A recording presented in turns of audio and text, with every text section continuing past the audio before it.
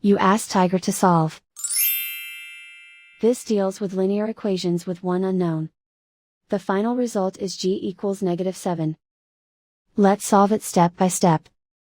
Simplify the expression. Expand the parentheses. Simplify the arithmetic.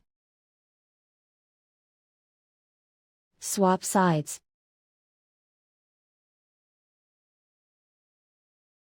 Group all constants on the right side of the equation. Add 20 to both sides. Simplify the arithmetic.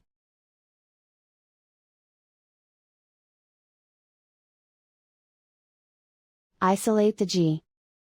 Divide both sides by -2. Cancel out the negatives. Simplify the fraction. Move the negative sign from the denominator to the numerator. Find the greatest common factor of the numerator and denominator. Factor out and cancel the greatest common factor. And so the final result is g equals -7.